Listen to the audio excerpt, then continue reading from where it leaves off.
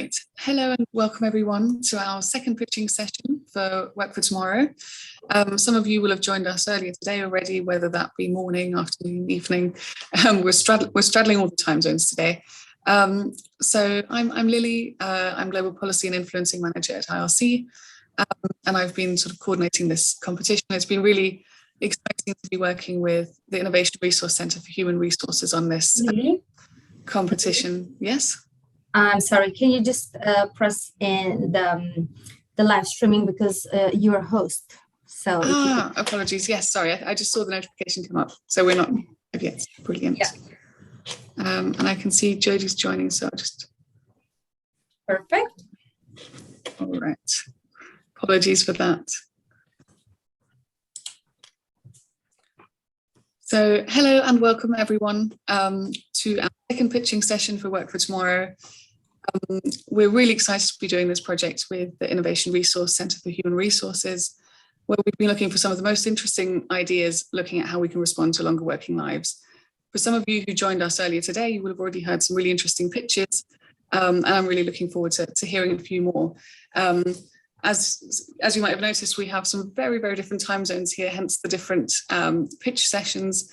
Today we're going to have some from Australia, Brazil, the Philippines, and the US. So it's really exciting to have you all in one room, and equally we are really thankful for waking up at either very early or very late times for this.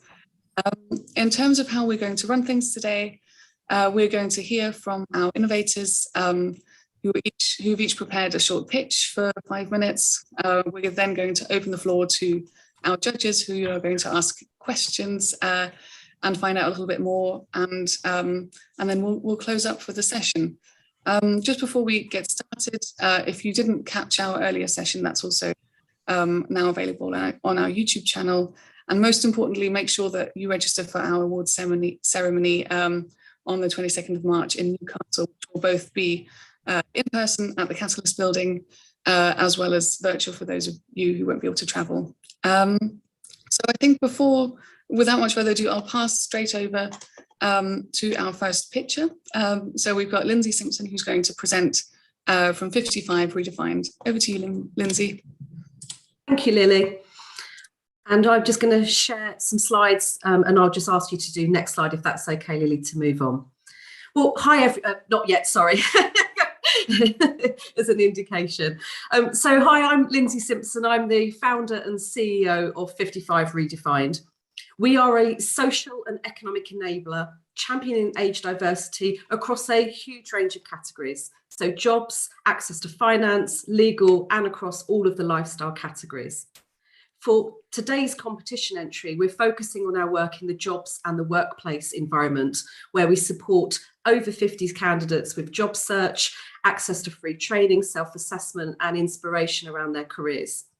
But for employers, importantly, we've created a range of real and pragmatic solutions, enabling them to attract, engage, retain, and retrain over 50 workers and extend working lives by 10 years. Next slide, please. What I think is important before we go into our solution is to share the context of research that we commissioned in the UK environment last year, which really sowed the seed for us needing to develop some real practical solutions. So there is a disconnect whereby 56% of employees want to continue to work beyond the age of 65, but 65% of employers are actively encouraging retirement at or before legal retirement age. In addition, alarmingly, 65% of employees believe that the jobs market is closed to them to apply for roles when they are aged 55 or beyond. Next slide.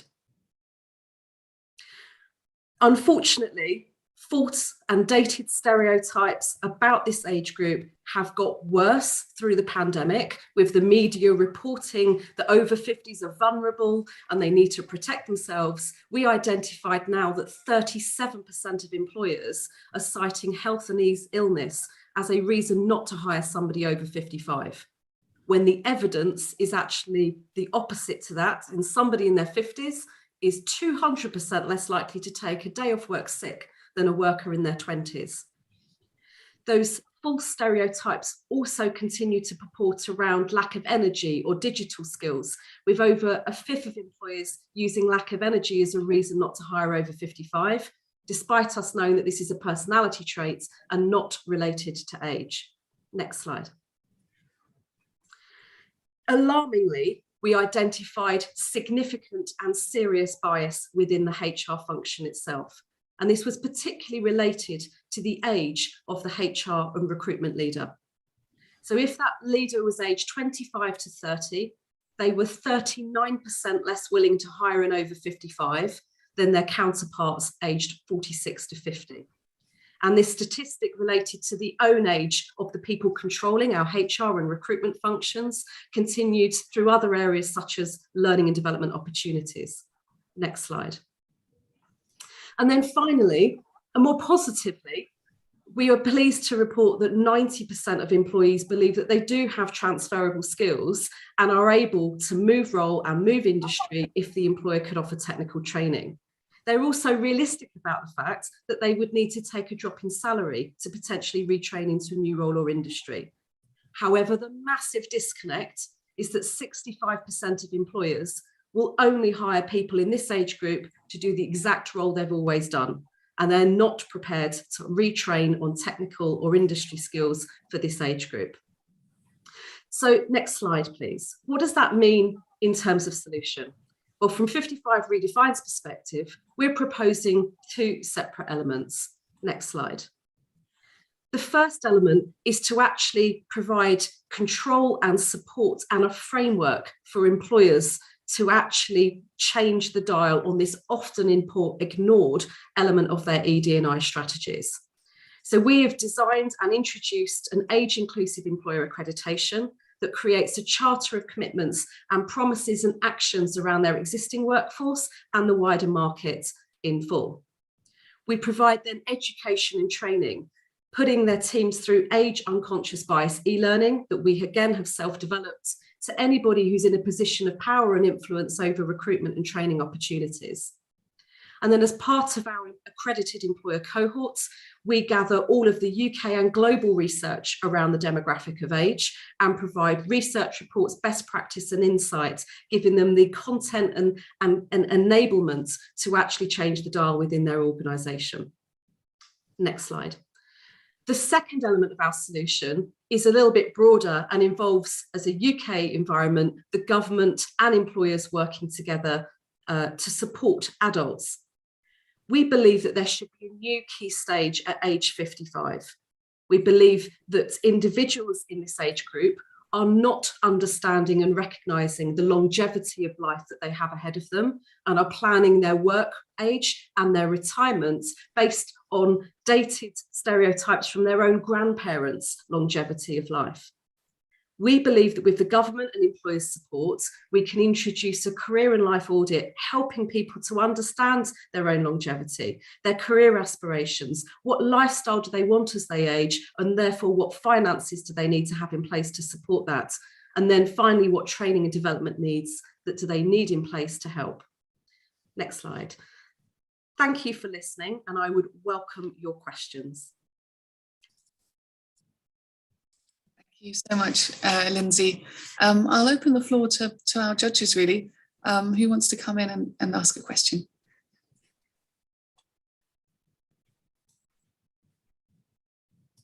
And perhaps while they think, sorry, I'm going to ask you one myself, which I've been asking a few people really, which is about, what the value of this competition could be for you, why you entered and what you would hope to gain from engaging with us.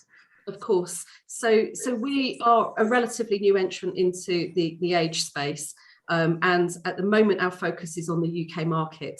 But from 2023 onwards, we are intending to roll this out across a global stage. So the ILC's support in this competition enables us to make connections with the right types of organisations, government platforms, and complementary businesses that enable us to have an ecosystem around this in the various countries that we'll be rolling out into.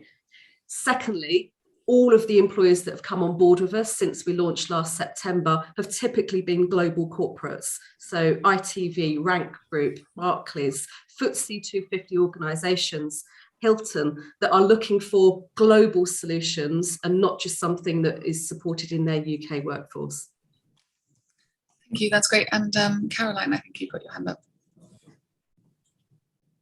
Thank you. Talk to me about what the commercial model is, because there's great potential for this to make a difference and have some scale, but how are you going to make it work for you? So commercially, on the B2B side, we're a little bit, which will make sense to the UK audience, maybe not outside of that, but we're a bit Robin Hood-like.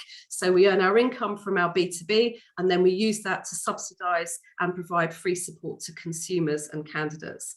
So we also partner with charities. So we have a charity partner called ProAge, who subsidise the production of all of our training and licensing, enabling us to provide high quality courses to consumers and candidates without us having to charge.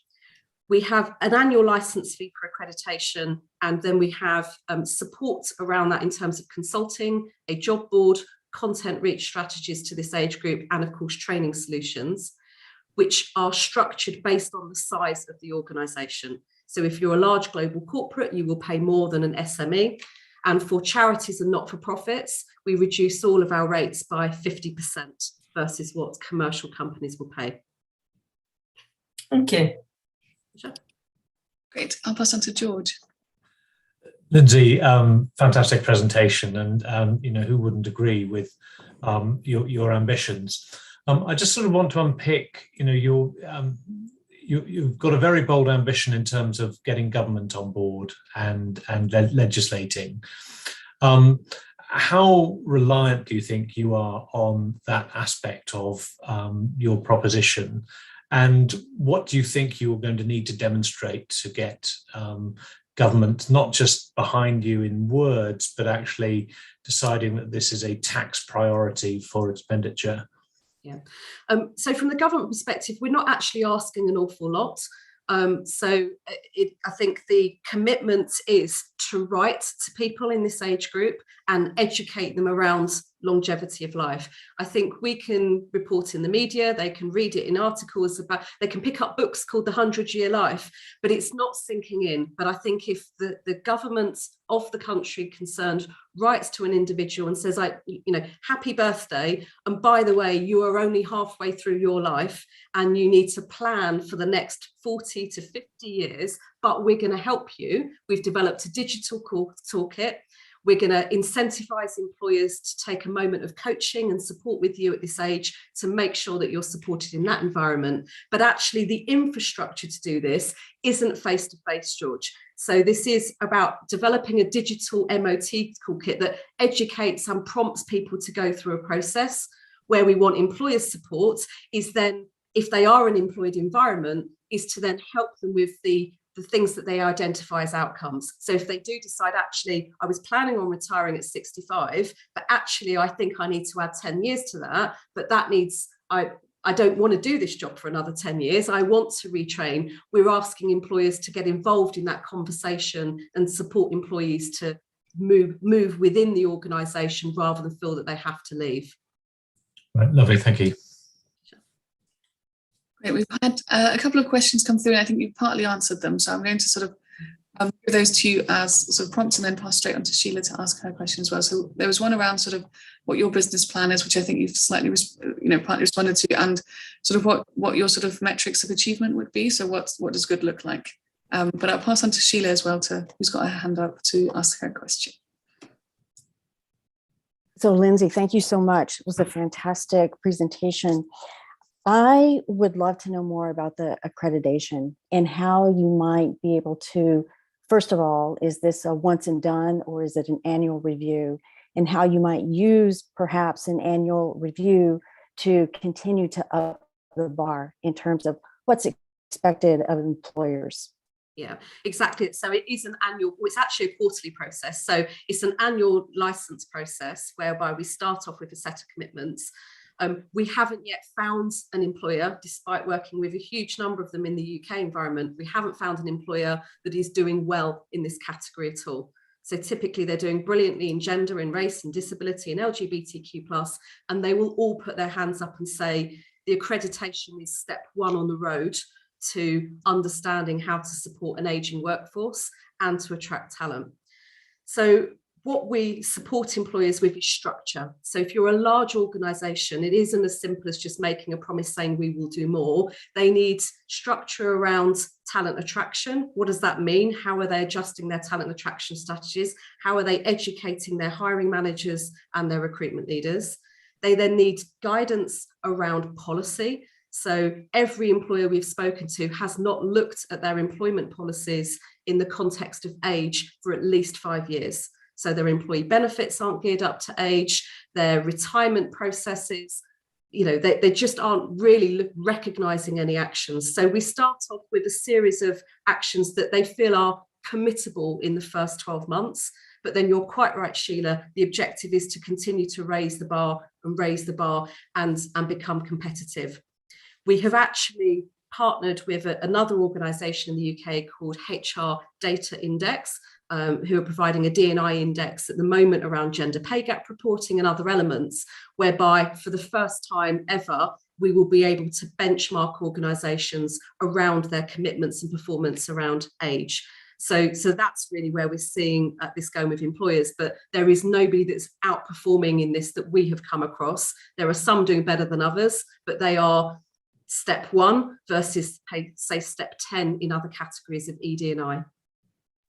I'm not the least bit surprised that you haven't found an employer that's really living up to the mission that you've set forth, because it's the same in the US. And I admire the ambition and wish you the very, very best. Thank you. Thank you, Sheila. Lily, I'm conscious you asked me about success metrics. So, again, this is a global forum, but if I talk in a UK context, I think people associate retirement in the UK with 65. Success for me is that people are able to work until 75. So we would like to, as an organisation, enable 10 years of extra productive working life. That doesn't have to mean full-time in same career, crazy hours, but it's just enabling options for people to phase down over a 10-year time frame rather than switch off one day and then be retired the next day. And so that's our critical mission. The second is really, moving the dial on all of those metrics you saw in our research, so that people over 50 do believe that the jobs market and reskill opportunities are as open to them as any other category of worker. Yeah, thank you, Lindsay. It's been a really great presentation. I'm going to hand over straight away to Emily, if that's all right. So let me just quickly reshare the slides, because I know you have some as well. So over to you, Emily. So you're on mute. Thanks for catching that. I'm Emily Clay with Please Ignore Us, where we highlight skills of older professionals who refuse to be ignored. Next slide. We have 2 main missions: to get experienced professionals hired and to smash stereotypes. And we're going to do that through storytelling on our podcast. Here's why we believe it will make an impact. Next slide. We've been gauging the sentiment about age discrimination on social media, and many of these posts have gone viral. Jan Newberry had been searching for an editorial position for about 2 years after she posted about being discriminated against. During the hiring process, she landed an interview and a job within 2 weeks. And just this last Friday, Chris Halsey posted that he stepped out of a full-time job in order to care for his 13-year-old son who had terminal brain cancer. But it turns out after his son died, it was really difficult to get back in because he was 53 years old. I'm relaying these stories because we believe there's an opportunity to amplify people's voices. We envision sharing personal stories and highlighting their skills. For example, Chris's story. After his son died, he decided to start a nonprofit to raise money for research for the brain cancer that his son had had. So he built leadership skills, he learned how to fundraise, he learned technology skills because he built out the website, and he also said that he upped his public speaking skills.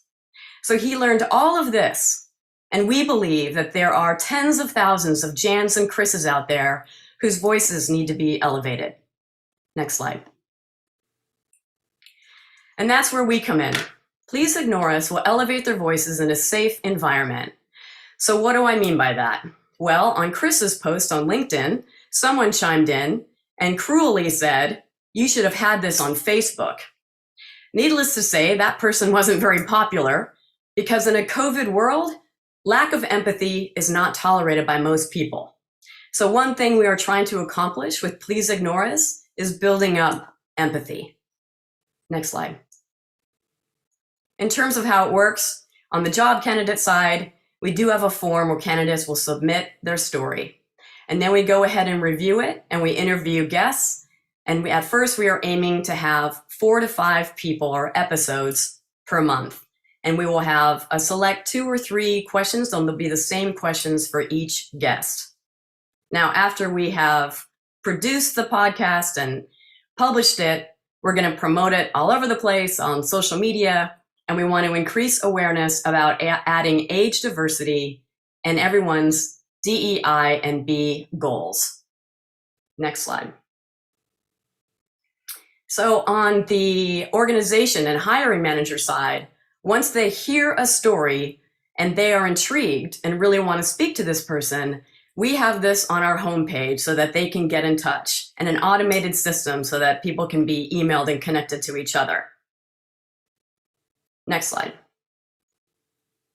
The reason we think this is going to work and why organizations will fill this out is because we spoke to many HR professionals, especially older ones, and they called out 3 things that they wanted. They wanted low cost, they wanted it to be easy, and they wanted to know a little bit more about the person beyond what their resume could reveal. Next slide. In terms of how we'll scale, we'll focus on network effects and gain as big of an audience as we can. We'll have a marketing and PR plan in place, and we'll also target HR organizations, and we'll seek relevant partnerships. Next slide. When it comes to monetization, podcasts are notorious for not making very much money. However, we've added a donation button. We plan on having some episodes behind the paywall. We'll have sponsorships and ads. We might even have merchandise because, I mean, who doesn't need a Please Ignore Us t-shirt? Next slide. In summary, the timing is right to launch Please Ignore Us. We provide a safe and anonymous environment, and HR professionals have revealed some key pain points that they would consider using us. Growth will happen because of compelling stories that we provide. We also believe that revenue will happen because we have a desirable audience to reach. So with the combination of the Great Resignation and the fact that 40% of people age 50 plus are currently seeking employment in the US, the time is now to elevate their stories. Next slide. Thank you very much for your time and your consideration. Apologies, it took me a while to find the unmute button. Thank you so much. Very good presentation. And I'd like to open the floor again to any questions that our judging panel have. Kelly, would you like to start off? Thanks, Emily, for that. It's very creative. My question has to do with getting the word out and marketing that this podcast exists.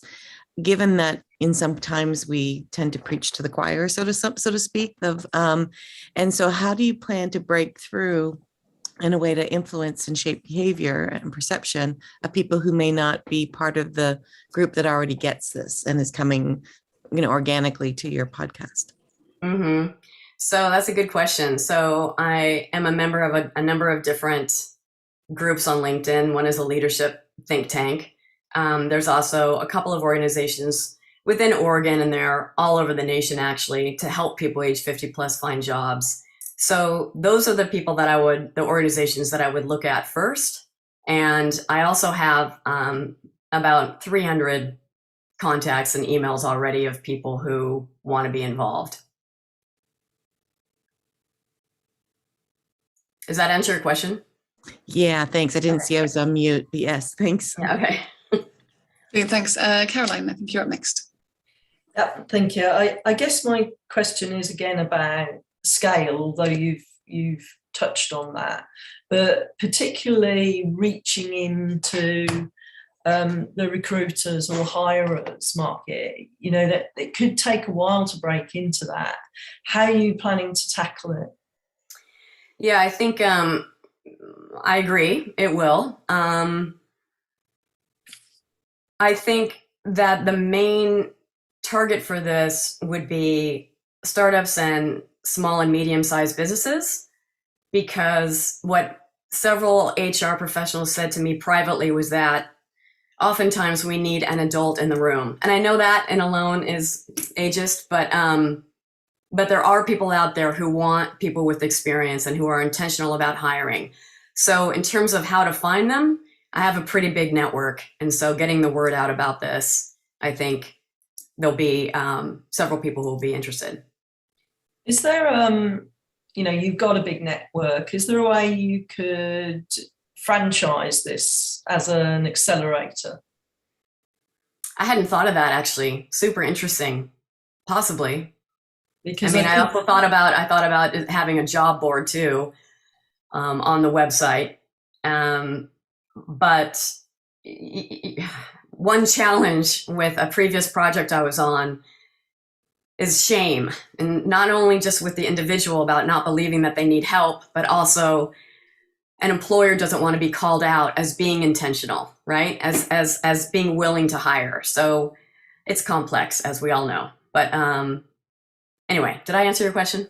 Yeah, yes, you did. Thank you. And I love the innovation of this. I think it's a great way to drive something good at social media.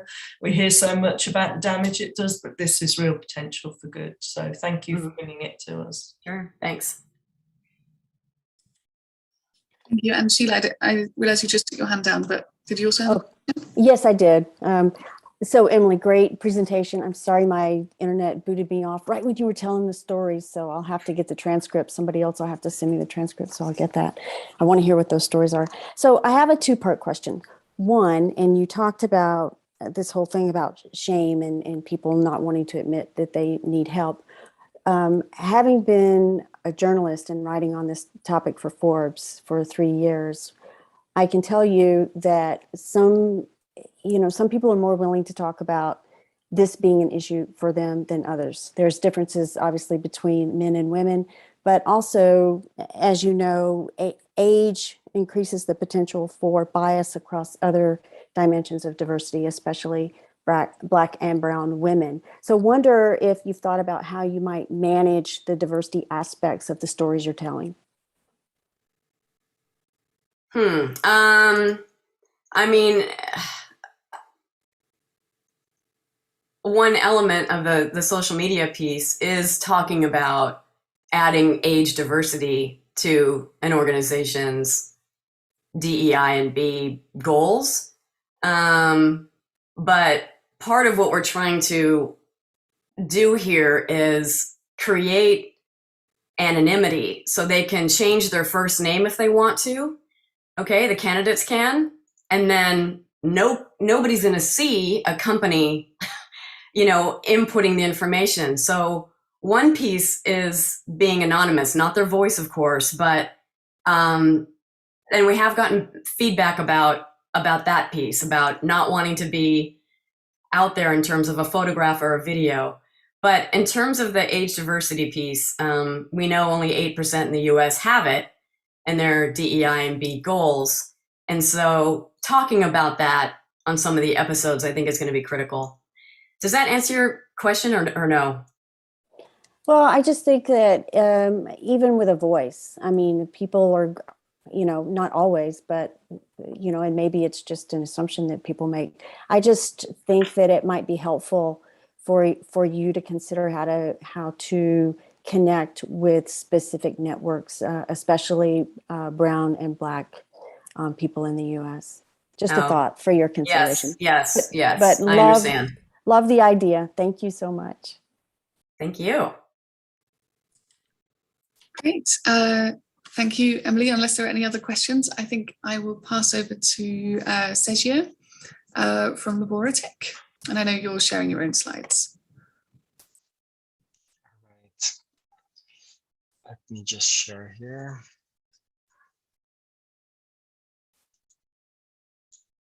Here, can you see my screen? Yes, thank you. Okay, thank you all. My name is Sergio. I speak from Brazil. I lead Labora, which is a startup, a B Corp certified. And I speak from a place of a social entrepreneur. I'm a fellow Ashoka, and I've been working with longevity for the last 8 years. I've launched before a movement called Lab 60 Plus, which is to us to rethink what is longevity. And coming out from this movement came this idea and then become a startup 3 years ago. So Labora is a HR startup that means to reframe what's the workforce. The way that we have been working has changed much faster than companies could realize. And there's a lot of trends, and demography along with technology are changing a lot. So what we've learned is that we could not only focus on demographic change, but we had to see what was happening in the room of the companies, what really were the questions for them. And then coming from that, we understood that HR haven't changed much. So they still hire the youth as their major workforce. And well, we've seen the numbers from UK and US. Brazil is not different. The 50 plus are just leaving out the floor. So companies are facing a lot of pressure to this disruption of HR, and that's what we are focusing. So how can we help them in this war of talents if they look in another pot, not the only one that people are looking. But we have to see the new competencies and how to performance and the diversity goals go along. So that's what we designed. So it is what we call talent as a service. So it's a flex service, especially for client experience operations and tech positions with seniors. So what do we do exactly? We invite seniors to a large community, online community, where they feel themselves belonging, because this was something that they really necessary. That's much linked to Lab 60 Plus, which is a movement that reached more than 500,000 people. And by this invitation, people get allowed to go to courses, professional courses, reskilling courses for free. And from that, we make the matching and we allow people to work, and then we manage this work for specific positions. Going down deep a little bit, the reskilling, there are 3 phases. One is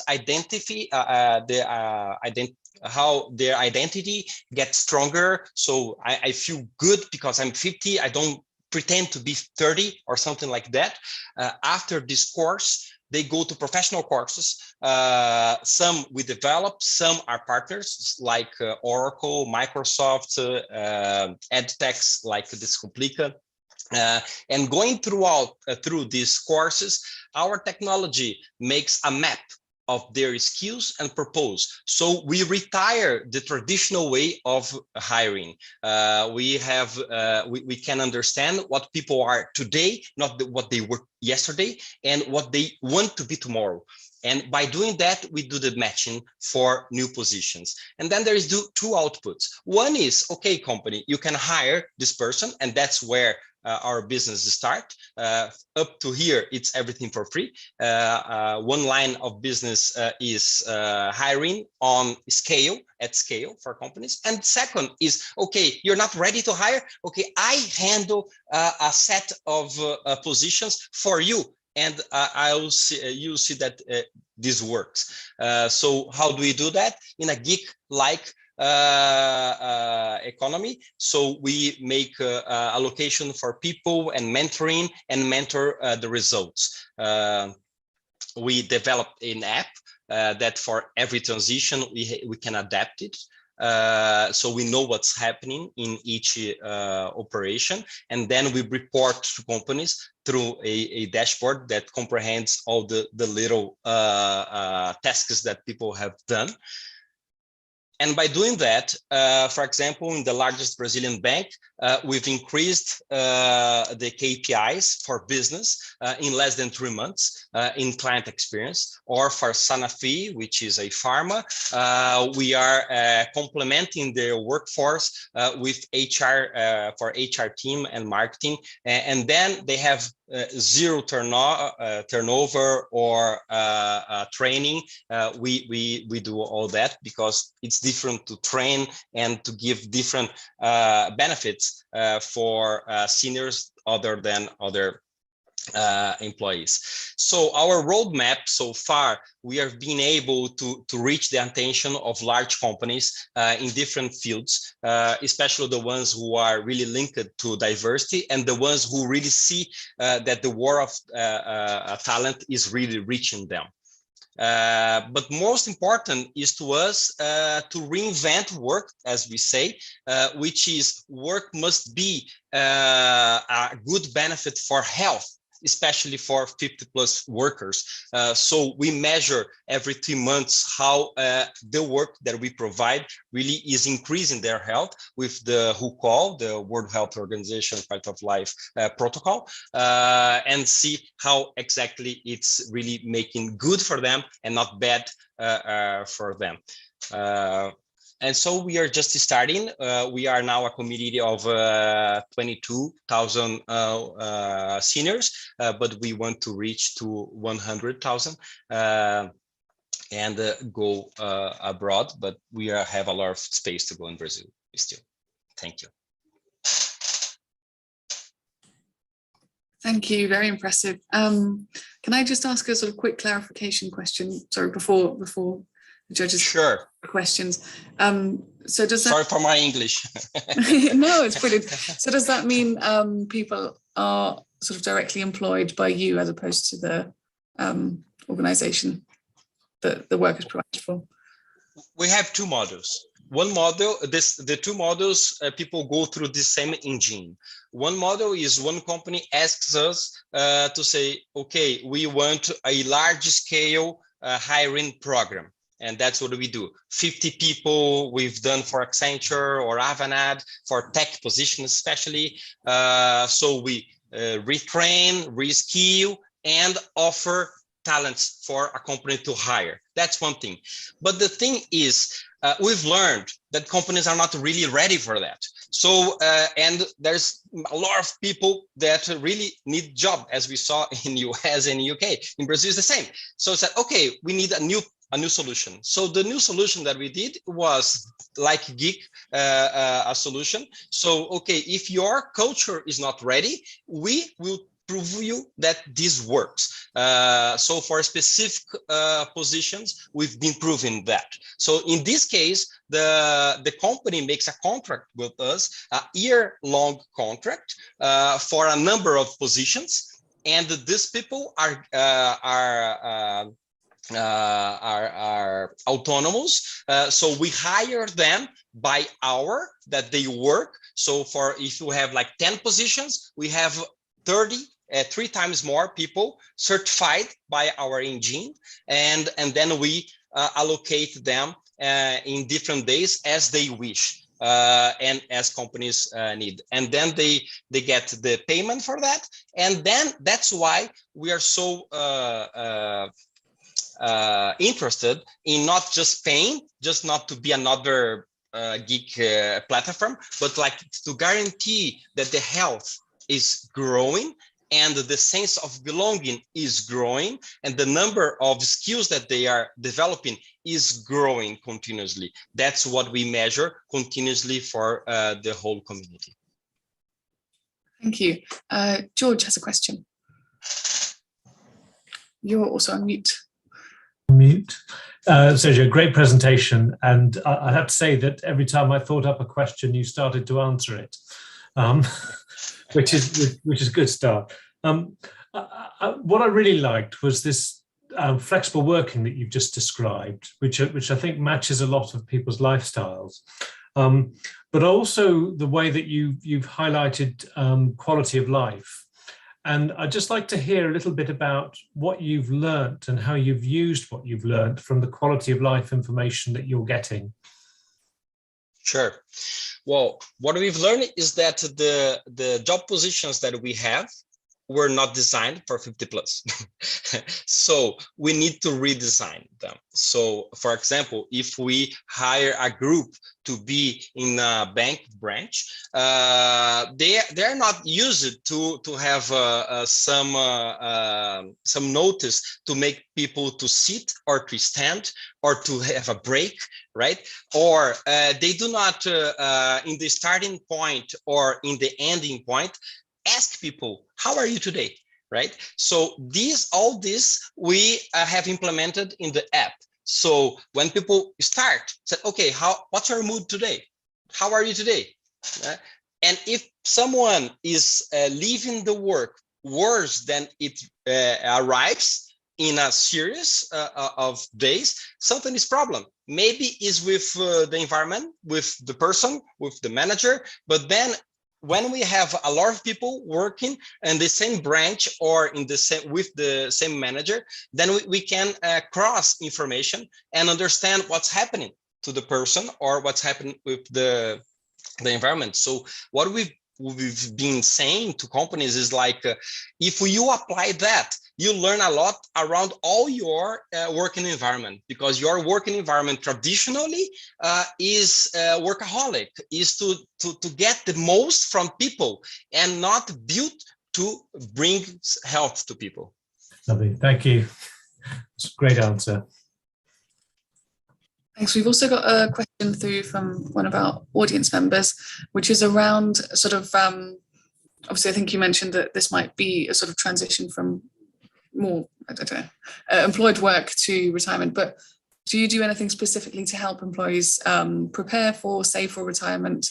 And how does that compare to sort of full-time corporate Brazilian employees? Sure. Actually, you're right. I didn't mention in my presentation. It's impossible to think that the work is done only with the seniors. We need to prepare the manager, the company, and on how deal with employee or flexible work. So we have webinars and a online learning for companies. What is a senior to work for you? What is a intergeneration team? How does it work better? So we have a lot of learning contents, and we provide to companies, and then we manage throughout time. If something like the example that I gave, something is going wrong with a specific branch, we can propose that the manager take another training, or whatever we have to do to really the workspace get a better space for aging people, actually for everyone. Thank you. David, I think you've got your hand up. Yeah, can you hear me okay? Great.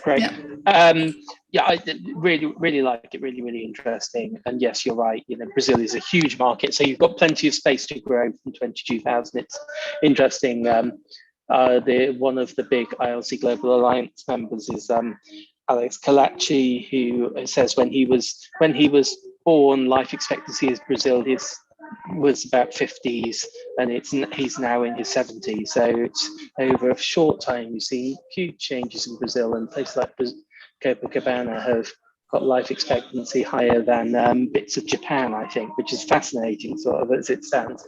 I suppose question is, as an employer, the skill count is really interesting idea. As an employer, how would I get to grips with whether I wanted someone with a high empathy score or a high listening or a high digital score. I suppose, I look at that and think, well, actually, I don't, how do I make a judgment call that, because actually I guess a bit of it might be you educating employers as well. So how do you support employers, I suppose, through understanding the skill count? Yeah, there are two moments for that. One moment is in the hiring process, right?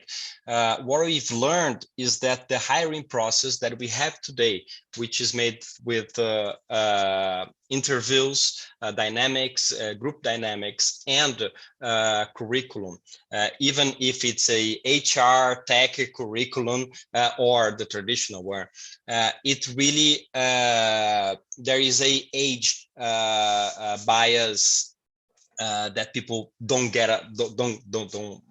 go through, right? Because the attitude that is expected, the skills that are expected are really from another group.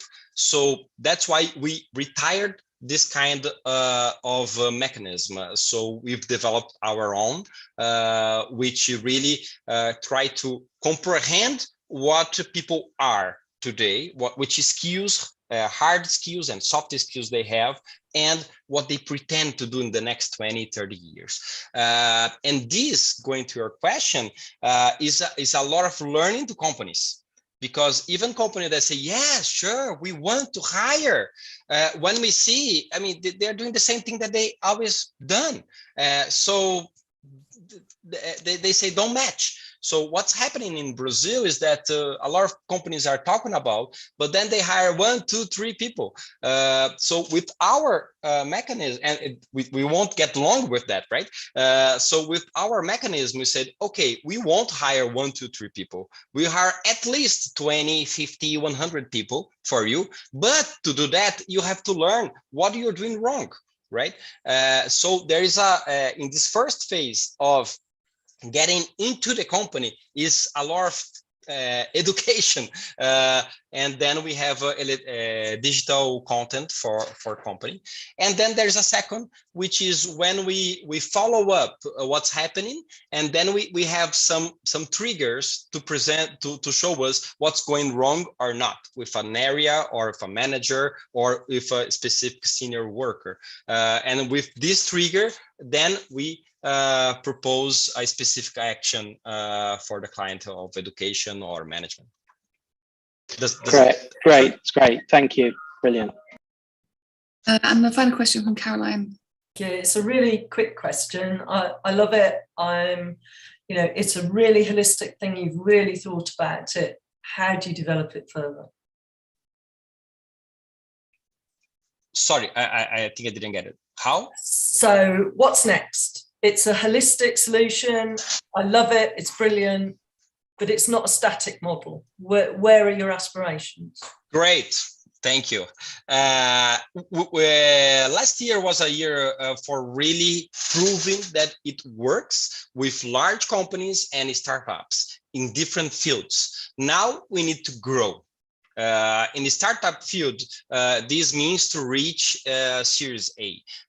So now we are raising money, smart money, not just money, but money that really brings us to where we want to go, which is have a flexible work with social impact, which is much different from what we have at most. And social impact, we say, is hiring a different group, which is 50 plus, that not hiring only is the end, but them to gain health through work is our goal, but at scale. So our next goal is 100,000 people. Thank you so much, Sergio. I'm going to pass on to Rachel next to present from Aging Workforce Ready.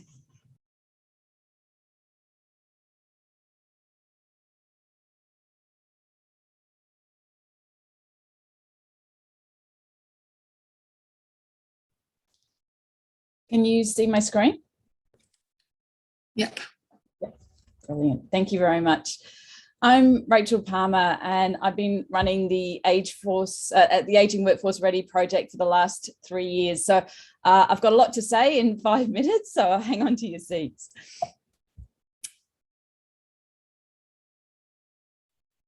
The focus of Aging Workforce Ready is wellbeing and mental health. So we've taken potentially a slightly different angle on this. We know that the work environment plays a crucial role in supporting people's well-being, both through their work, their lives, and well into retirement.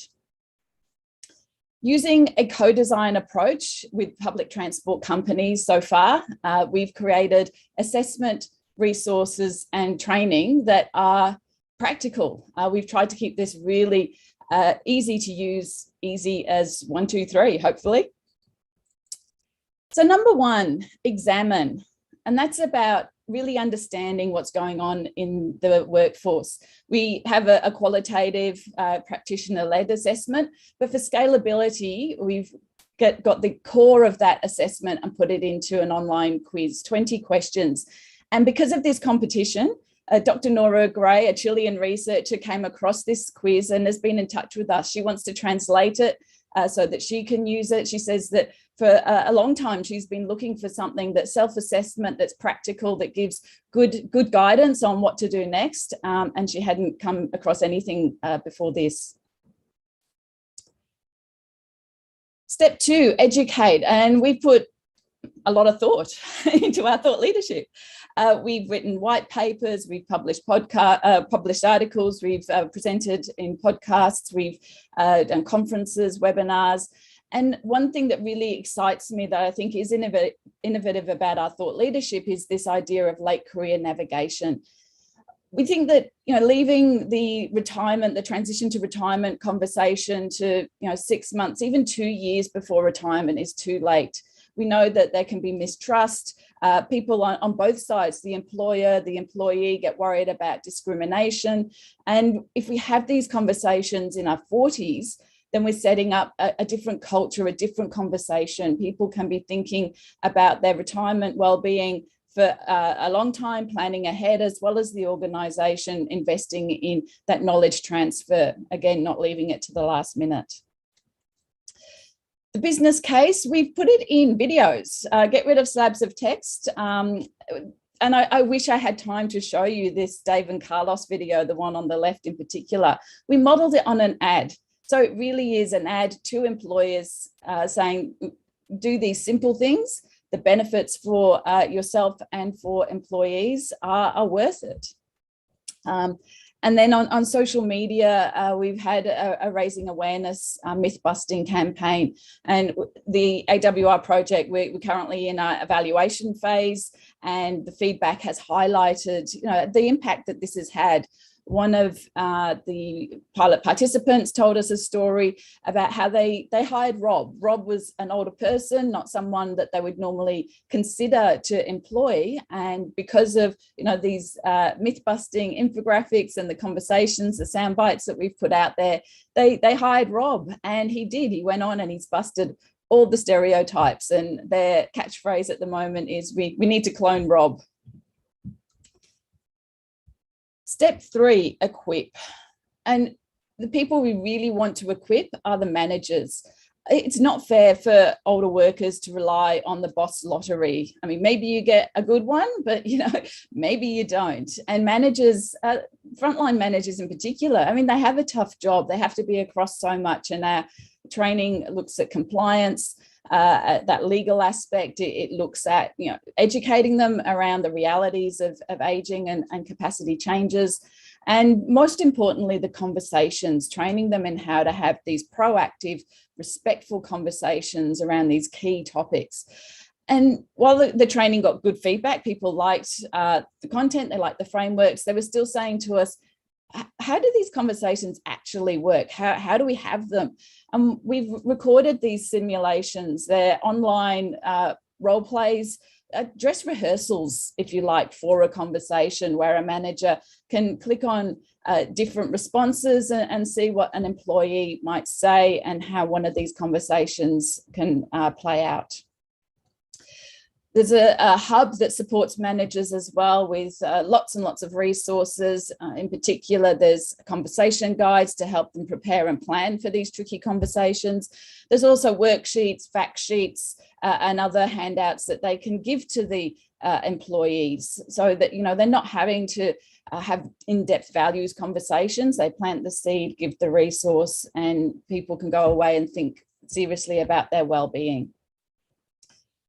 Last but not least, we know HR and senior leaders have an incredibly important role in baking this support for older workers into the systems and the structures of their organisation. So again, on the hub, there's templates, there's guides, there's ideas about how employers can align their policies and really bring to life the ideas and the initiatives that we're talking about here. So I'm passionate about good work. Good work is good for all of us, no matter our age. And I'm incredibly proud of what we've achieved in the Ageing Workforce Ready project to support older workers. And particularly that it really does hit off against the 4 challenge areas, which I wholeheartedly agree with, that are the challenge areas identified by Work for Tomorrow. Thank you. Thank you, Rachel. Really great presentation. Who would like to kick us off with the question? Go ahead. I can come in. Thanks, that really, yeah. Again, another great presentation, really interesting. We've got an ILC in Australia, actually, which is I should give them a plug at the moment. When I was last over there visiting, I met an old university friend who's a HR director at an Australian bank, and he was saying that his sort of recruitment priorities are women and Australian Indigenous communities. And I suppose I'd be really interested in whether, if that is common across Australia, whether or not you can use that within this scope. So, for example, if would it be really interesting to do a pilot with some of the Indigenous communities? Oh, that's not the question I was expecting. Look, Indigenous communities in ageing, it's a different issue. I mean, their longevity is way below, the average age span is yeah. Well, no. Sorry, this is no. It's a tough thing to talk about. It's just it's wrong. And yeah, so look, I haven't thought about that. I will definitely take away that thought. With the women aspect, though, obviously a woman, I have thought about that. And one of the themes that we are linking into what we're doing and want to build out more and have plans to build out more is the menopause piece. I mean, menopause is a significant workplace issue for women, from, well, it can be young, but certainly in that sort of late career, 45 plus, and something that I know the UK is streets ahead of us than Australia in that area. And that's something I definitely want to build out and do more as we go ahead with this. That's great. Thanks, Rachel. We've had a question through as well from someone in the audience asking how many employees you've helped so far, how many do you forecast to help next year? So we had, it's been a pilot phase so far, and eight organisations ranging from small business through to large global organisations. And I think that's one of the strengths, is we've been really thinking not just about blue collar, which is often neglected in all of this kind of work, but also the small business right through to the large companies. So I do have a number, several hundred people that we've worked with so far in the last 3 years, and we're looking to expand that both commercially and through grants. We've just put in a grant to work with heavy vehicle industry, which would be thousands across Australia. Great. Caroline, you've got your hand up.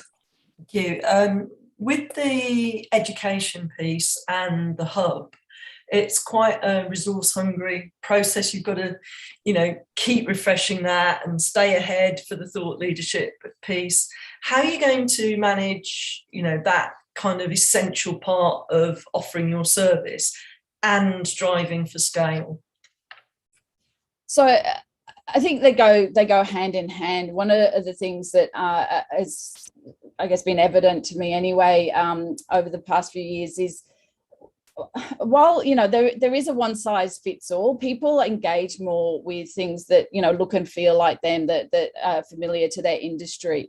So we're taking that kind of industry approach. What we've got there is predominantly for bus drivers, coach drivers, public transport, moving into heavy vehicles. So I think part of the hub is absolutely creating content that people can connect with, that feels like them.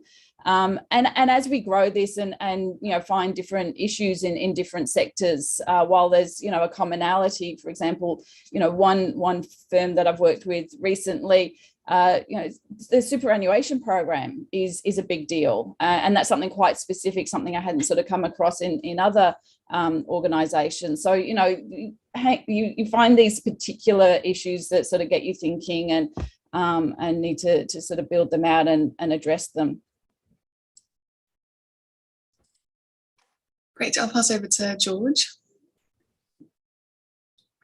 And just unmute yourself as well.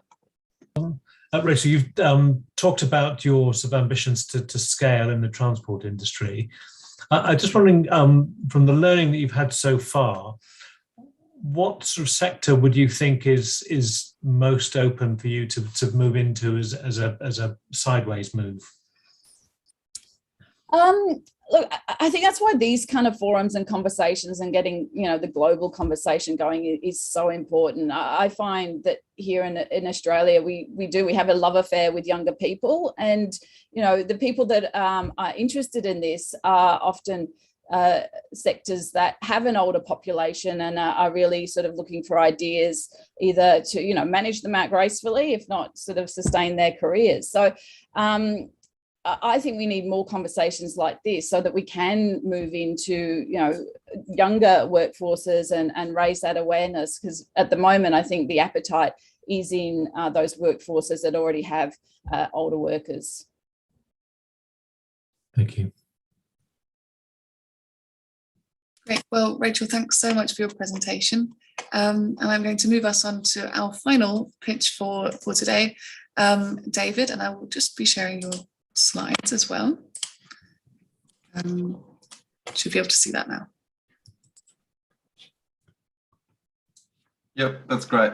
Thanks a lot, Lily. Firstly, it's my great pleasure today to have the opportunity just to firstly share a little bit of the Maturia's story with you. Next slide, please.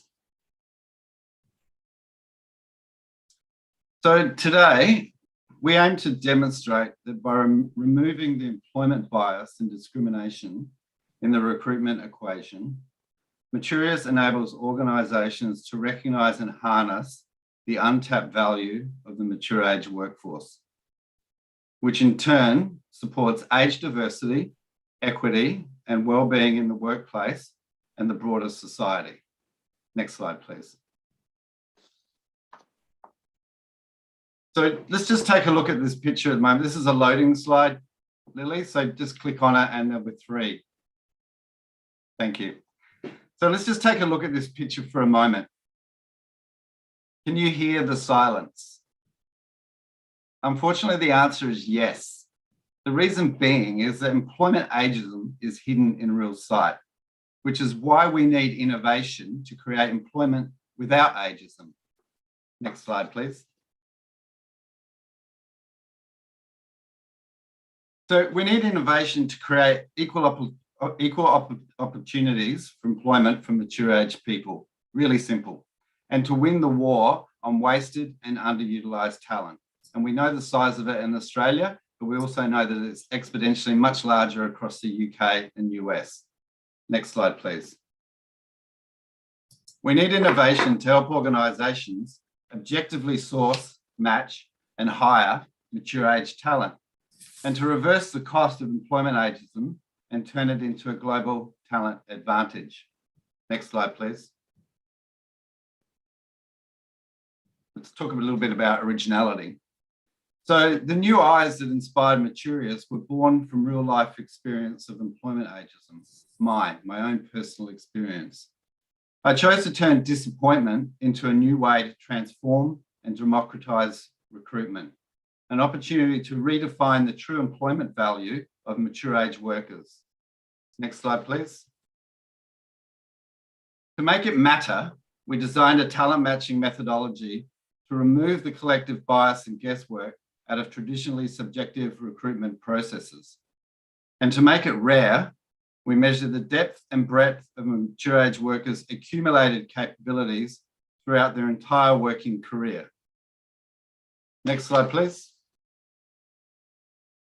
To make it interesting, we map each person's job DNA. And to make it compelling, our talent matching engine matches the job DNA of a vacant role to the job DNA of mature age candidates to shortlist viable candidates in days, not weeks. Next slide, please. Decades of accumulated research tells us that critical human needs are met through meaningful employment. If you look at the recent World Health Organization Ageism report, it references 663 reports alone in one document. The antiquated system of resume and job boards plays no small part in the current employment crisis, as millions of talented, hardworking, mature age people are left underutilised, underengaged, and undercompensated. So we need to do better, so we have. Next slide, please. By removing the risk of bias that contributes to discriminatory hiring practice, Maturius reinforces the basic human right to work. If we shrink the ageism pandemic in Australia, the country could be back in surplus in 4 to 5 years, not the forecast 10 years. Just imagine the impact Maturius could have in the UK and US. But interestingly, the UN study actually underestimates the economic loss or opportunity of reversing ageism, because actually ageism starts at 40 and for women in their late 30s. And we know this because the average time spent unemployed starts to rise. So 15 years are excluded.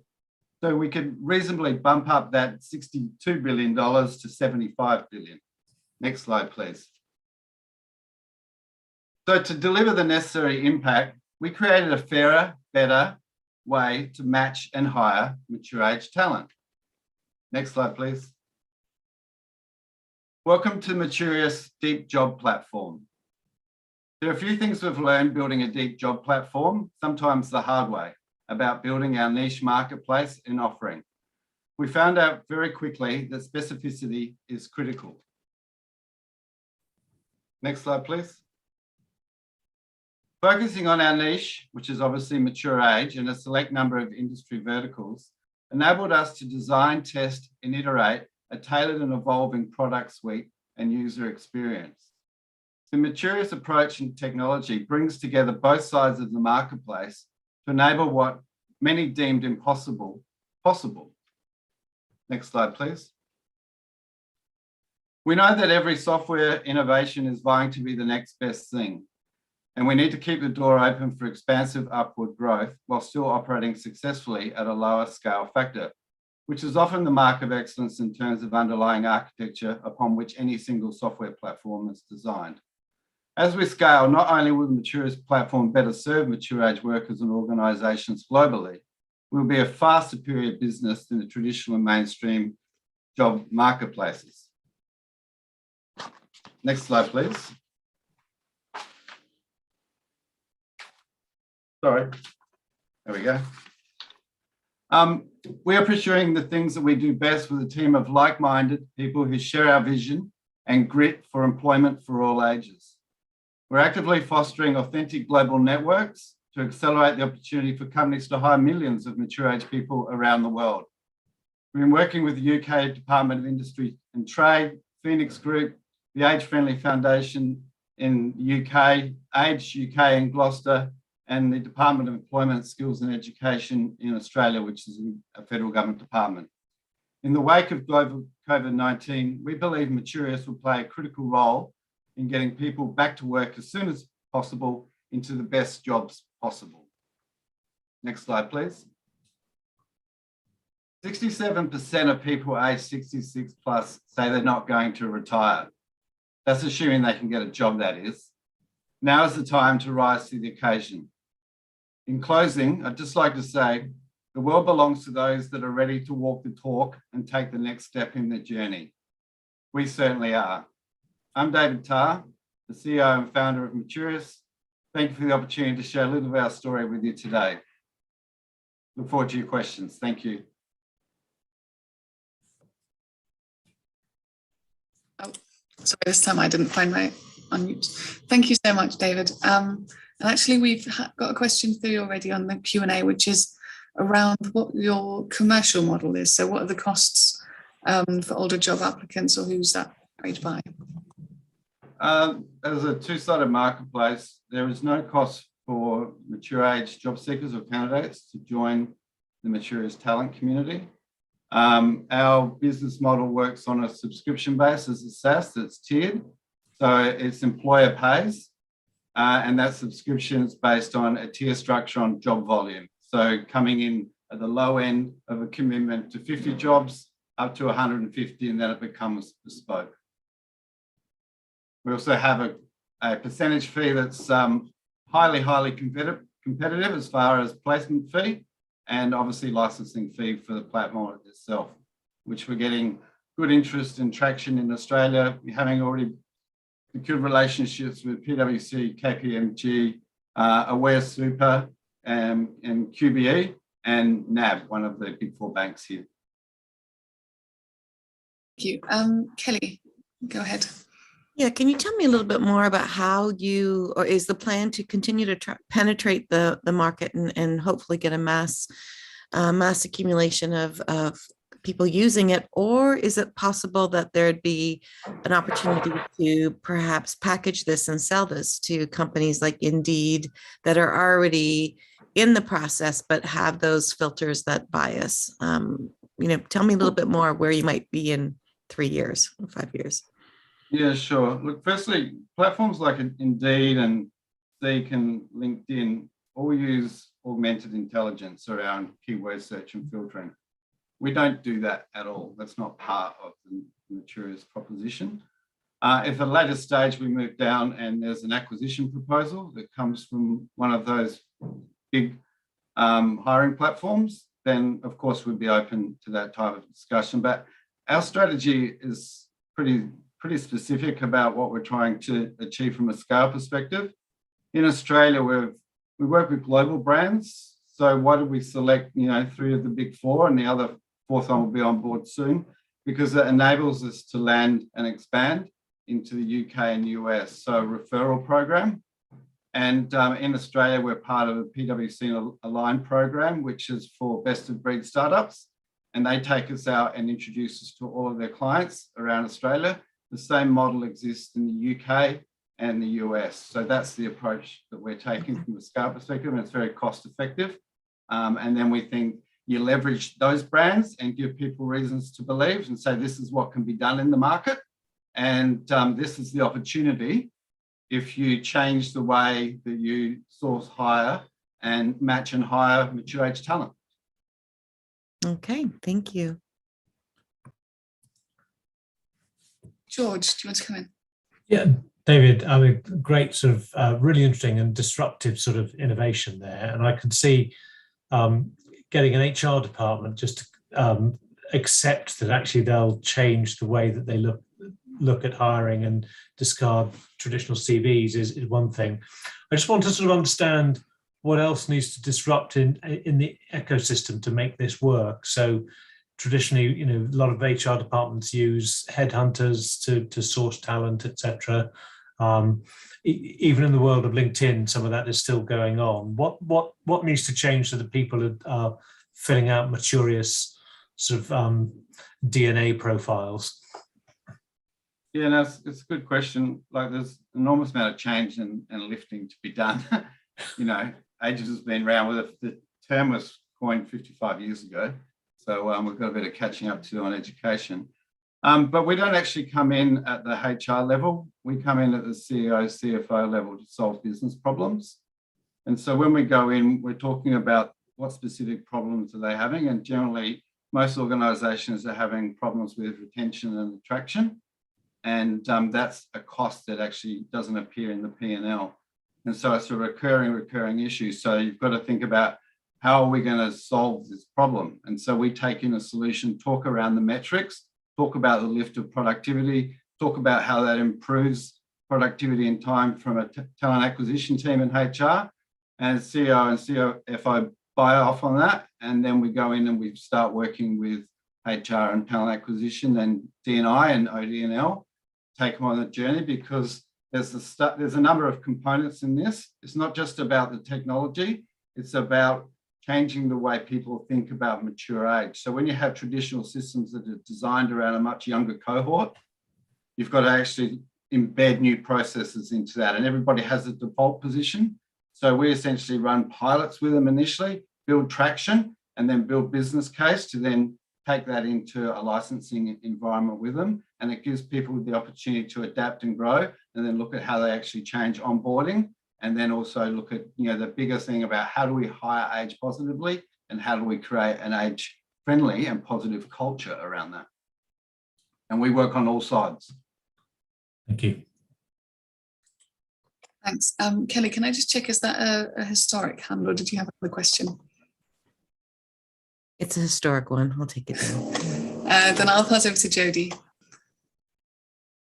Thank you, Lily. I'm fascinated, David, and I know the focus is on talent acquisition and in particular, an aging part of the workforce.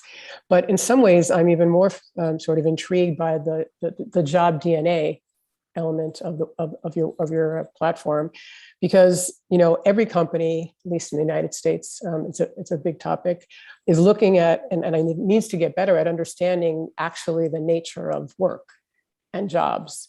And I don't know if you follow John Boudreau at University of Southern California, but his latest book is Work Without Jobs, and it's all about it's about job redesign, it's about work redesign, it's about skills-based hiring.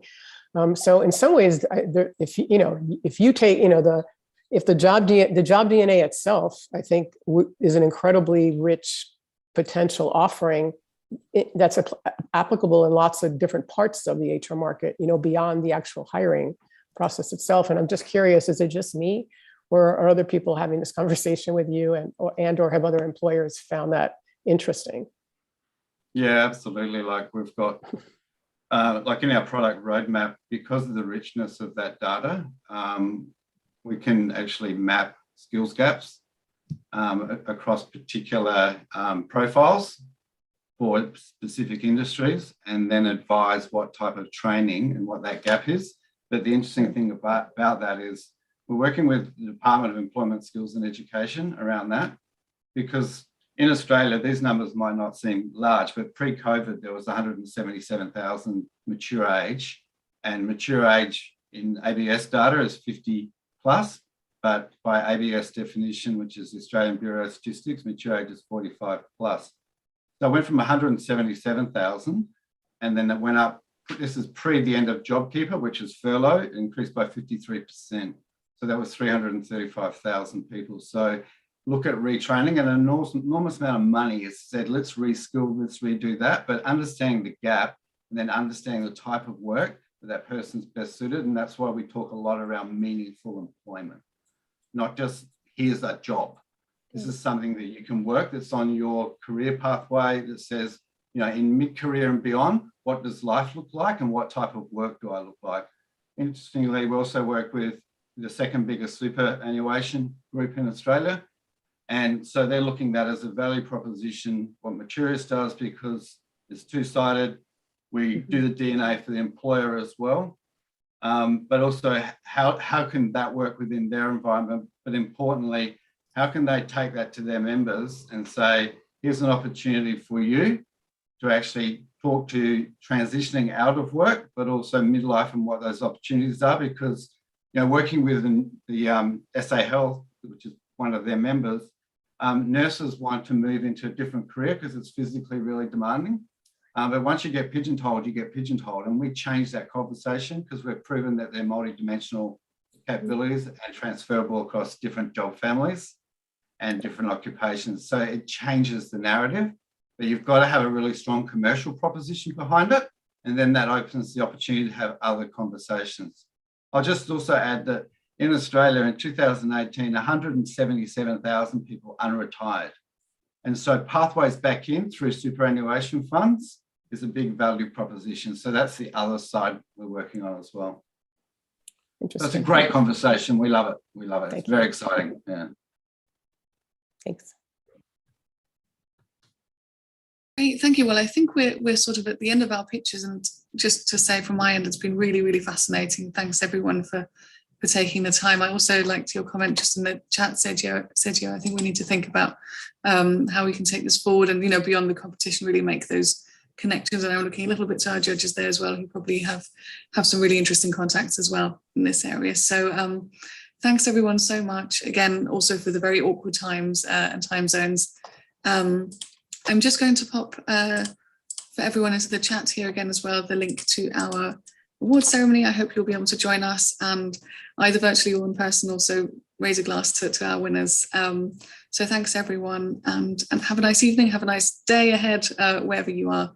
Thank you. Thanks everybody. Bye. Thanks everyone. Bye. Panelists.